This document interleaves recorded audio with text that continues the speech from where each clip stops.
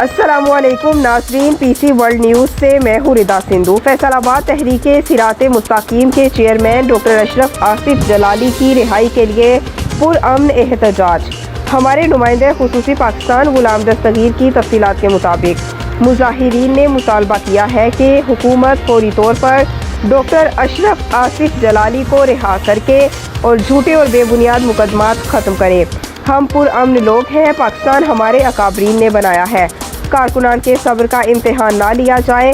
احتجاجی ریلی ضلع کونسل چوک سے شروع ہوئی، جس کی قیادت ڈویژن امیر شیخ قدیر الزمان جلالی، علامہ اشرف شاد، شہباز جلالی، میاں محمد بلال، ڈاکٹر منصور قاری، حبیب اللہ کر رہے تھے۔ کارکنان نے ہاتھوں میں پلے کارڈ، پرچم پکڑ رکھے تھے اور ریلی میں حکومت کے خلاف شدید نعرے بازی کی۔ ریلی چوک کچہری بازار پر اختتام پذیر ہوئی اور ریلی کے آخر پر دعا کی گئی۔ ملک کی سلامتی اور کشمیر کی آزادی کے لیے بھی خصوصی دعا کی گئی۔